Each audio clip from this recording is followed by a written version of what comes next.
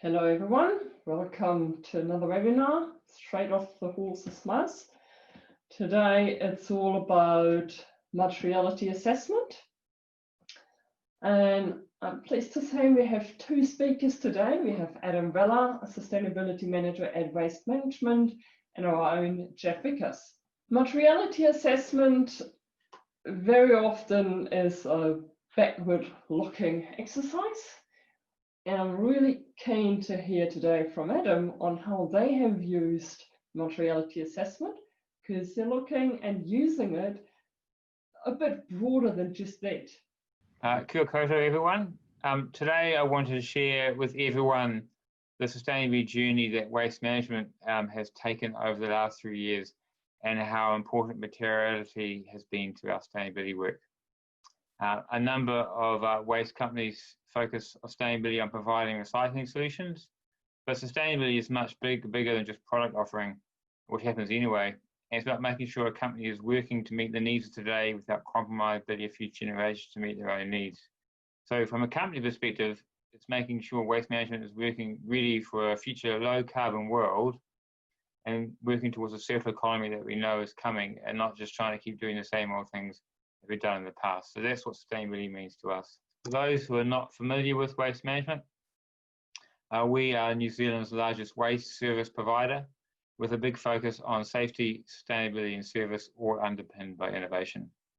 We have around 300,000 customers throughout the country, and we operate 24/7, 7 days a week, with around 700 team members in over 70 locations. Our recycling materials are processed through 17 materials recycle facilities nationwide, and we dispose of unwanted chemical and medical waste through our technical services division.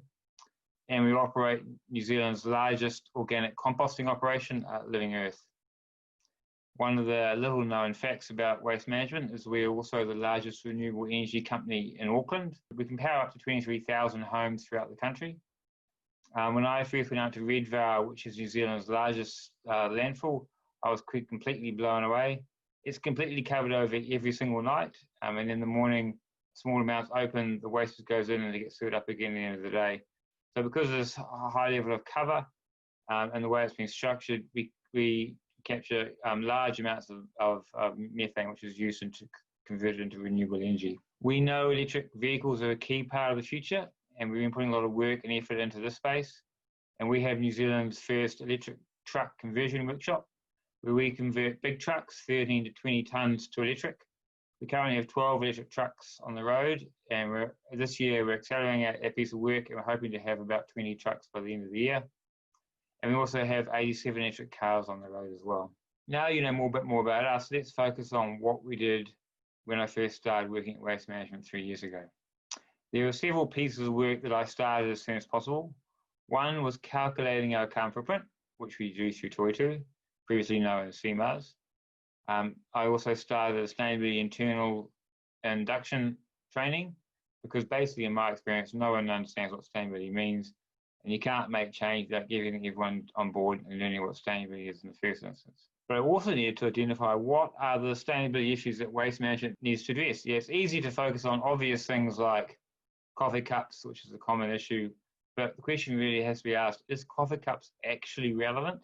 And is that actually going to make a difference to a large company like Waste Management? And importantly, what do the stakeholders around us actually think we should be working on? So for me, Waste Management needed to identify the sustainability issues that are material or relevant to us. And once we know what these material issues are, actually start doing something about them. We did something which is a little bit unusual for the waste industry, in the fact that we got to listen to those around us and get their thoughts. So the answer was for us to run a materiality exercise with detailed interviews and surveys of relevant key stakeholders. We engaged ThinkStep for this work, and we're very pleased with the work that Jeff and Barbara did to interview and pull information from the stakeholders and help us identify the sustainability issues that are relevant for us. There were stakeholders that we chose that were really quite challenging. For example, we had 10 internal and 10 external.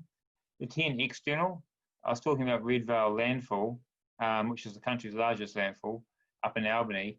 if anyone's ever been up there, the landfill's on one side of the road and there's a primary school literally on the other side of the road. You couldn't get a primary school any closer if you wanted to the landfill. So we had the principal of that landfill giving her feedback, because obviously not only being close to the giant landfill, but we have truck movements and things going past their school. And we have a giant oil silos in Tauranga, and we had an iwi base near them, so that iwi provided some good feedback.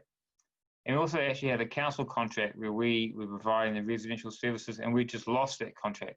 So the council had chosen to use our competitors instead of us, but that council still fed into our sustainability work. So you can see some really challenging, diverse external organisations to give us what they think a future sustainable waste company needs to look like. Also internally, we had our managing director all the way through to one of our drivers and a whole raft of people in the middle there. And getting all that feedback, an example of how it works in the diversity space. Last year, we ran a woman truck driver campaign, which you can see in those videos on YouTube as part of that campaign, because we're always short of drivers. And apparently women truck drivers damage trucks less than male truck drivers, so it's like a win-win really. And we're ramping that up this year by the creation of a diversity committee. So Maori, other ethnic groups, those from the rainbow community and so on get a voice in the company. So that's a response to those identified material issues. Here is a full list of material issues that were identified through ThinkStep's work. The final state of this materiality process was to create a matrix where each of the stakeholders were engaged again to rank the identified issues in importance. And here at Waste Management, which is what you'll see on the bottom again, so those stakeholders not only did the initial interviews with Jeff, but also went back and we got them to rank the issues that were identified. We also got 50 of our waste management leaders, so this is all the way from our GMs and executives, all the way down through regional managers and some team leaders and so on.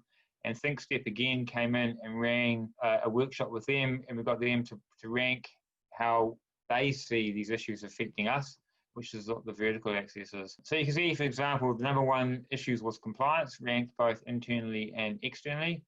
And we have a big, large focus on compliance already, so that was quite pleasing to see. And that stakeholders agree with the work, the internal work we put on compliance. But it's the ones in red that are probably more interesting, because if you ever look at one of the ones in red, those are the ones identified by the external stakeholders of what we should be addressing, but they didn't think we were. An example in the middle there is education on waste. This is a really good example, actually, because the work that ThinkStep did basically identified that our external stakeholders believe that since we're the experts on waste and we know a lot about waste, we should be educating the general community around that. And Waste Management's response in the past has been, well, that's really the role of the local councils, because they engage with the ratepayers. We're just a service provider. Why should we be doing that? But our external stakeholders basically said that wasn't really good enough and that we should be sharing our knowledge and upskilling the local community. Which, if we hadn't done this materiality work, is not something we would ever have identified ourselves internally. It's one of the good benefits of my materiality, is you identify these things you just don't think of yourselves. And of course, our response was, how do we engage the local community? Because, you know, that's a big piece of work and we are nationwide. And our response to that was to start, our sustainability strategy, as you'll notice in the slides, is called for future generations. And the focus was, okay, we'll start helping the next generation. So we created a partnership with Keep New Zealand Beautiful. Everyone will know Keep New Zealand Beautiful and Be a Tidy Kiwi and so on. Keep New Zealand Beautiful have a piece of work called Kiki the Kiwi. Kiki the Kiwi is a training resource that Keep New Zealand Beautiful created to help educate young kids around recycling. And what Waste Management has done is we've paid to turn that teaching resource into a kids book designed for 6 to 8-year-olds, 9-year-olds. And we have funded to pay to get that book into every single primary school, every single intermediate school, and every single library in the country. So that's our first step of us trying to engage with the general community on the importance of recycling and that, trying to attack that challenging space. And again, an example of how materiality has had an impact on how we do things. In 2018, the material issues were grouped into 5 similar areas. Basically, the groups were just created into areas that seem similar to each other, and they became our environment, our communities, our customers, our people, and our business. The groups were not pre-planned in any way. Basically, the groups were just putting all issues together that seemed quite similar. And then once you looked at those groups, you could see they became these 5 areas. And what's happened in the strategy is under each goal, under each key program area, there's 2 or 3 goals, and each goal has 2 or 3 actions. So basically, as the actions are completed, the goals are achieved, and as the goals are achieved, we address the material issues that underline it all. So that's how it works. And another good example around this works is around that whole Keep New Zealand Beautiful sponsorship piece. So in the past, Waste Management has sponsored rugby clubs in rural areas and a whole pile of random stuff to help make us look good and generate and work in the local community. Now, because we get lots of community sponsorship requests, all sponsorship requests now are assessed against our strategy and here. So for example, Keep New Zealand Beautiful and Kiki the Kiwi ticks all the boxes because it actually supports our strategy, whereas supporting a local rugby club doesn't, and that no longer gets approved. And that's actually been helpful on both sides because our marketing team now has a framework to assess sponsorship requests, basically against our framework, which is based on our materiality. And when we say no to someone, like we say no to the rugby club, which we have done, we can say the reason we've said no is because that doesn't fit our values, what we're trying to achieve. And what we want to achieve is to address these material issues and address this strategy. So when people get told no, they can understand why we said no. So it's actually been quite helpful on both fronts. A lot of companies go straight to GRI reporting, and materiality is a key part of GRI. But I wanted us to identify the issues. As I said, when I first started at Waste Management, I wanted us to do some key things to move forward on the sustainability journey. And identifying the issues and targets that we need to address was part of the materiality work, and that became our sustainability strategy, which was launched at the end of 2018. So the focus was on starting to move waste management in the right direction towards sustainability, a future low-carbon world, and a circular economy, and not just on meeting some external reporting requirements. Now it's 2 years later, it's actually time for the GRI report, which we released about several weeks ago and which you can see online under our website, ffg.nz. This report clearly reviews how we've gone against the actions and targets from our 2018 goals, where we've been successful, and also where we've not been able to achieve what we were after. So it's all clear and transparent, and also what's in there is our goals have been updated. So basically, we assessed all our goals against the material issues and ramped them up. For those who know the late Sir Rob Fenwick was basically New Zealand's leading sustainability person who unfortunately passed away recently. Sir Rob's been a big part of waste management for many a year.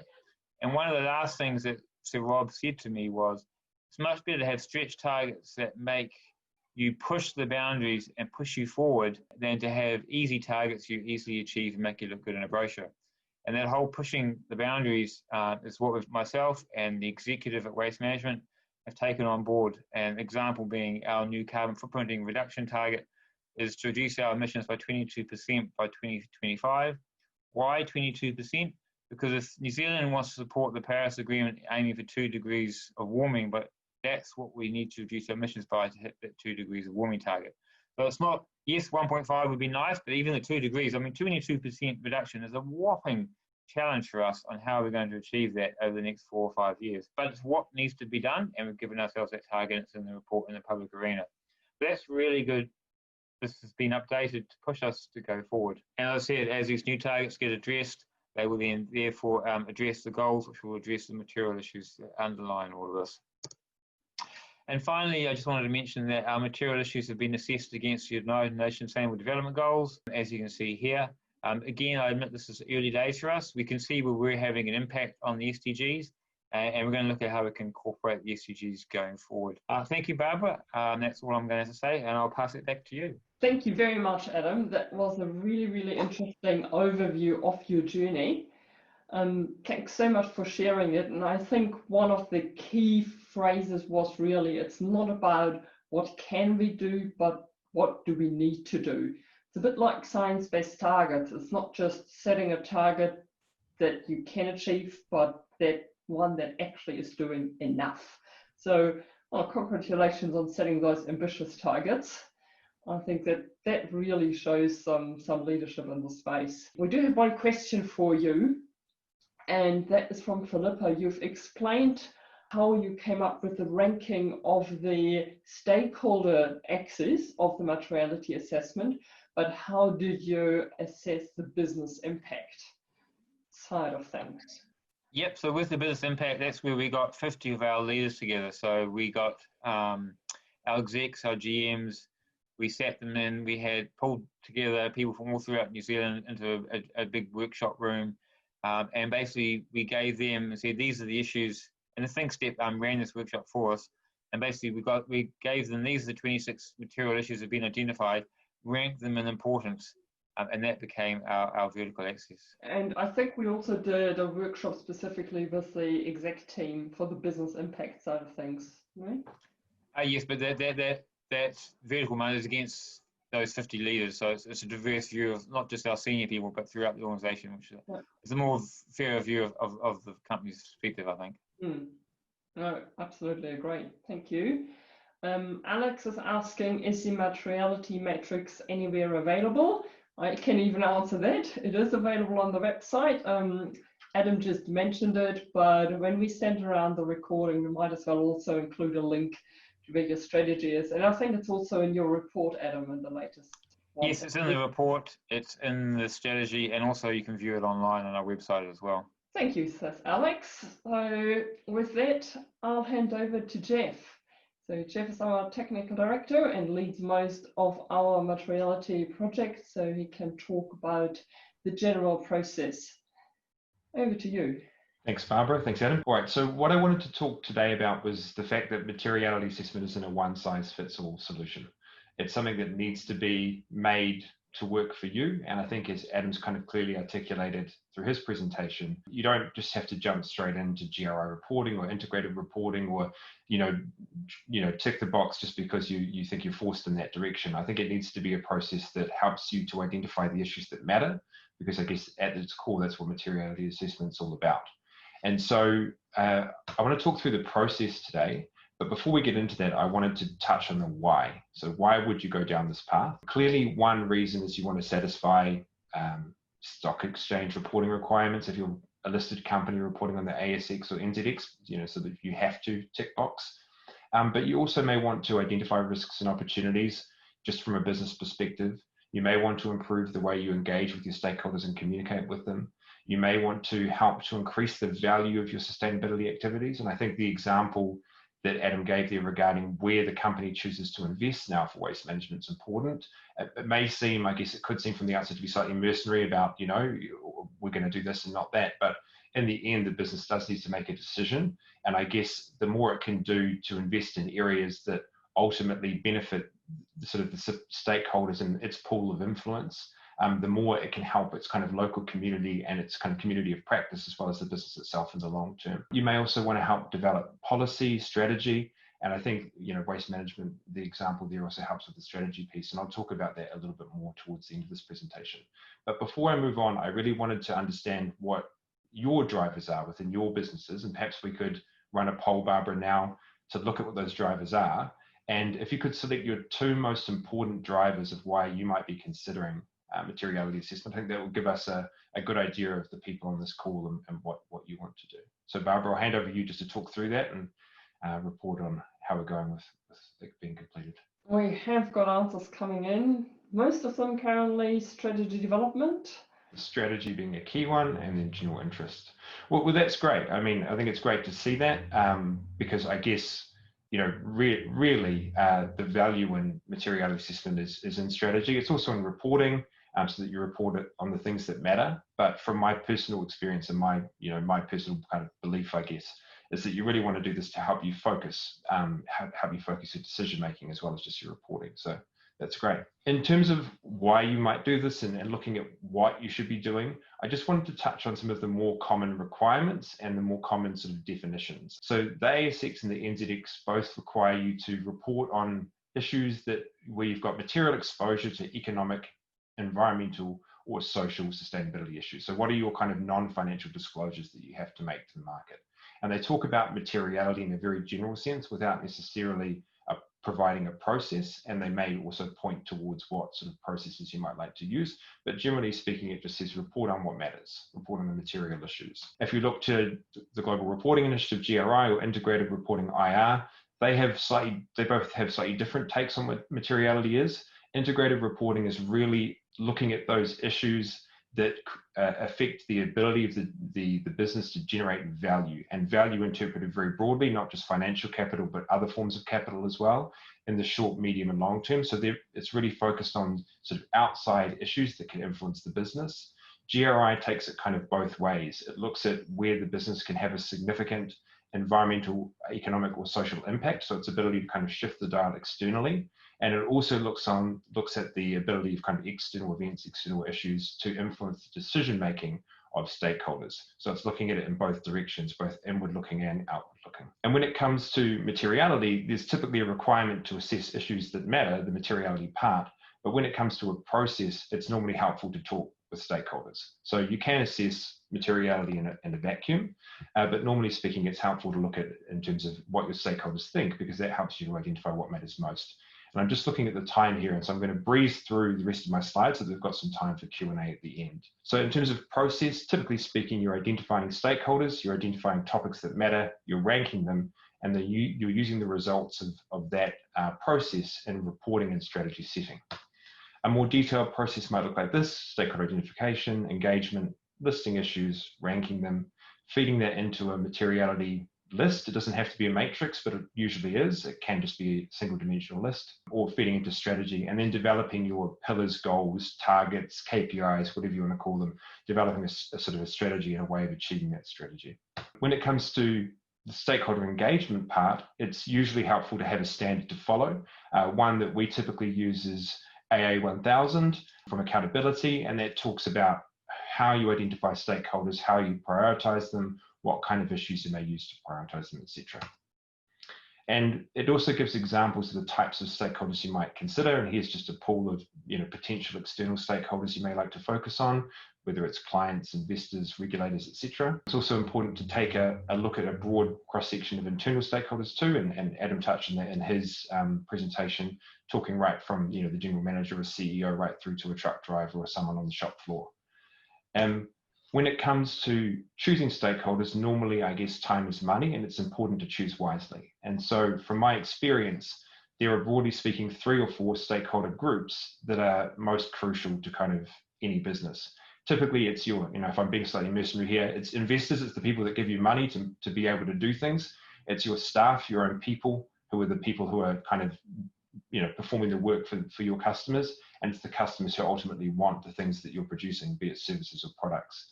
And then, depending on the business, government can also be an important stakeholder in terms of setting the rules of the game. When it comes to actually engaging with those stakeholders, there are quite a range of techniques you can use. The 4 that we tend to focus in on are these: interviewing, either one-to-one, interviewing one-to-one, focus groups, which are kind of like a group interview type situation, workshops where you might pull multiple people together, like the internal workshop that Adam mentioned to help rank the issues, and questionnaires where you are going out and actively seeking feedback from a larger pool of people. And when we're running these kinds of processes, we typically start with interviews and focus groups before developing an issue list, which we then survey through questionnaires. The reason is just that if you give people a predefined list, you're kind of automatically excluding things which may be relevant that are brought up. And so normally we start with a more open-ended process before we refine it down to something that's a bit more closed. And so if you're looking at example questions that you might be asking through interviews or focus groups, we usually focus on open-ended questions. So what do you think are the key issues the company should be addressing? So it's a very broad starting question, and then kind of drilling down to those and giving people a lot of freedom to talk, so that you can then start to identify what these issues might be, look at across all the different interviews or focus groups that you run, and then put that together into a shortlist that you can then use a survey to help rank them, or a workshop to help rank. In terms of how you use the information that you gather, I think you have to be quite careful in the types of information that get shared and how you assess the issues that are raised. So obviously in the middle of a pandemic, you're going to get certain issues raised that are timely, they're relevant to now, but they're not necessarily timeless. They're issues that are on the top of people's mind at the moment. And you have to, as a person, to make a distinction between what's kind of really getting to the heart of something that's relevant for the business both now and in the future, versus what is just something that's the flavor of the day. Linked to that, I've just put up here a couple of different things: Grey Rhino and Black Swan. Both of these are high impact events. The difference is that the Grey Rhino is kind of foreseeable and high probability, versus the Black Swan is something that's unexpected. But I won't focus on that because we're running low on time. But one of the other things I did want to talk about was the idea of looking backward versus looking forward. And one common criticism of materiality assessment is that it can be quite backward looking.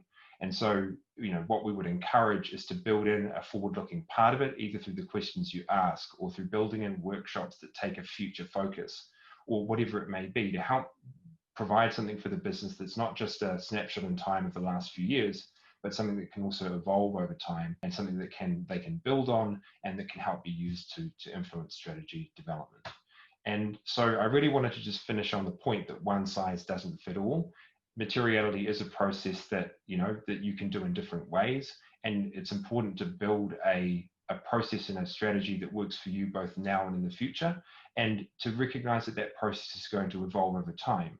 So if you run interviews this year with a group of stakeholders, I wouldn't necessarily encourage you to go out the next year and ask those same people the same questions, because they'll just give you the same answers they did last year, because 1 year in that person's mind is not a whole lot of time, and they'll just ask you to photocopy what their feedback was last time. So it's kind of, you need to plan for the evolution of it, you need to think about how it links to strategy, and you need to kind of develop a process that works for you.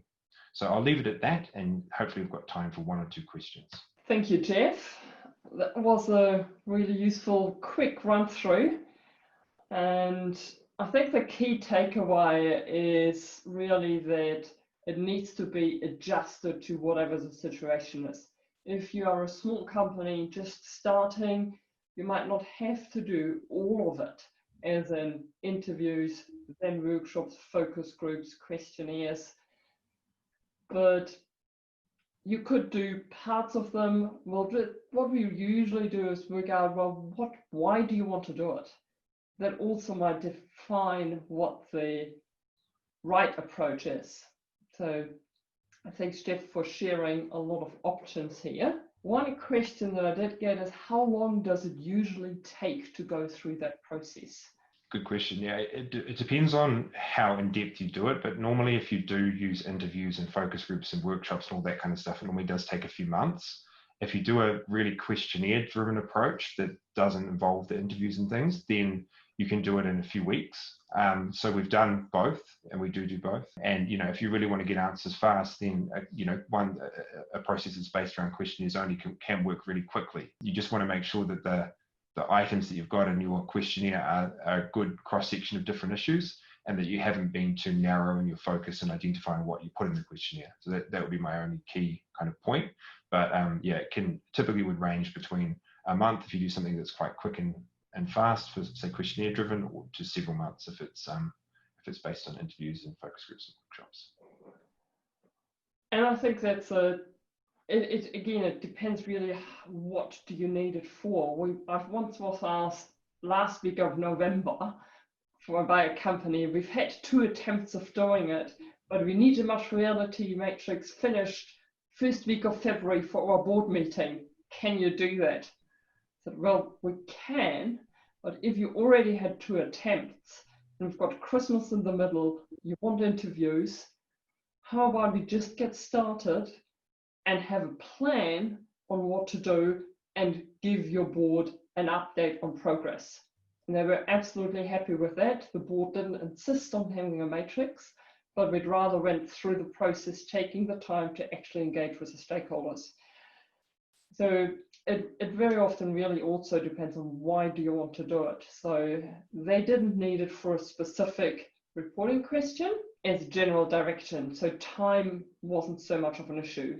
Here is one more question. How do you select the material issues? It might not be useful to select the top right ones. Well, Adam, maybe that's one for you, because I think you had a really good approach there. Yep, so the reason the material issues were grouped into like themes was to get them into like themes.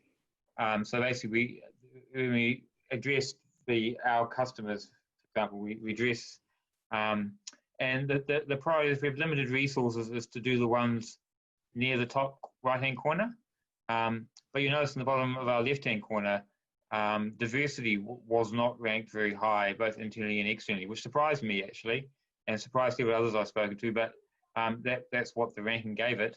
But even through diversity wasn't ranked highly, it's still a material issue. So the whole point is that it's still a material issue we need to address, and we've got stuff in there to address it, even though it wasn't ranked highly. So we don't just ignore stuff down the bottom left-hand corner, but if resources are tight or whatever, then the priority would be given to the top right. To expand on that as well, normally, often you'll find that the issues that you do put in the top right or end up in the top right are ones that are often being covered well, around health and safety or certain things that affect profitability. Some of those things are things that are often covered well by the business. And so some materiality matrices and some processes you'll see where they actually also have a question or a way of representing it where they focus in on how well the business is addressing the issue, because sometimes it can be important and well addressed or important and not well addressed, in which case you really need to focus on it. But then there are some of the things that are a little bit further away from the top right, which are still important, not quite as important, but are very poorly addressed. And then those could be an area for focus. So I think it's also a way of saying, okay, you can add another layer to it. And the other layer can be, how well are we addressing that? And so we actually sometimes build it into questionnaires, and sometimes we even represented in matrices using like a size of a circle or something to show it. I think one thing to remember is also that all topics on this matrix actually are material, otherwise they wouldn't be there. So you'd have higher priority and lower priority ones. And even if you just focus on some of them, one of the key things I think is that you don't address one that you might identify as a high priority one that has an adverse effect on one of the other material issues. So to always keep them also in a balance, because you don't want to just sort of shift burdens, improve on one area on the cost of another. There is one more question. How do you come up with the issues that you ask your stakeholders to rank? So our process, the process we normally use if you've got a bit more time, is to do the open-ended interviews or focus groups or whatever it happens to be. We just ask them what they consider to be important. You give them an hour to talk, give them a platform to discuss what matters to them, try and cover the broadest cross-section of stakeholders that are important for your business, and get them to come up with issues themselves. And then you kind of do an analysis across all the different interview transcripts and say, okay, well, these are the issues that have been raised. They've been raised this many times, been raised by these types of stakeholders, and it gives you a kind of a list. And you can then use that list and sort of group them together, and then end up with a shorter list that you then, potentially address through questionnaires and get people to rank them, or through workshops. So you can do it that way, or if you don't have as much time, you can just focus in on existing issue lists. So there are existing lists out there for certain themes, certain industry categories from GRI and others. You can look at other issue lists as starting points, like the SDGs, for example, and you can use those as a starting point. So I think it all depends on how much time you have. Yep, and to expand for us, we did use, Jeff can confirm, the open-ended question interview questions, because we needed to identify what people thought, and that's the approach we took to our strategy. Yeah, exactly. Yeah, and sometimes we'll use both. So sometimes, and often we use both actually, where you just start with open-ended questions, and then you validate the issues that have been raised by looking at GRI, by looking at the SDGs, by looking at global megatrends, by looking at whatever else, risk registers, and then comparing the two and just double checking that we haven't missed anything important through the interview process, for example. Thank you, Jeff and Adam. There is one final question. I realize we're running out of time, but maybe a quick one. Maybe Adam, you could answer. Is it important to get an independent firm like thinkstep to carry out this assessment, or can you do it in-house? In my opinion, I think it is quite important. It's easy to, if you do it yourself, or if you don't engage external people, what you think is important is what flows through into your work. Where if you get someone external, they will bring, so that means they will capture views that you might not think. Also importantly is that when you're engaging with stakeholders, because of the third person, they'll be more free. Whereas if waste management was to interview someone and said, give us your thoughts, they might not be as free as frank with us as they would be with Jeff. So to get that better view, it's much better to have someone impartial. And then Jeff can caveat, are you okay to share your answers directly with waste management? If not, how much can we share and things? So sometimes it might just be the bullet points, sometimes it can be the whole questionnaire. So it can vary depending on the stakeholders, and get a more open view of what actually the stakeholders think. And when we get feedback from quite a number of stakeholders, we can also have an aggregated result so that the specific answers are not identified back to one stakeholder. We are out of time, so I'd really like to thank you again, Adam, for sharing your journey, Jeff for adding a bit more to the methodology. If you do have further questions, do get in touch. We've got your our contact details right here on screen, and we'd be very keen on your feedback. We will run more webinars, so if you're interested in specific topics, please get back to us. There will be a very short questionnaire coming in a moment. You'll receive a link, and if you take a couple of minutes answering that, we'd be extremely grateful to you. Thanks again, Adam, Jeff, and wish you all a really good afternoon. Thanks, everyone. Bye. Thanks all. See ya. Bye.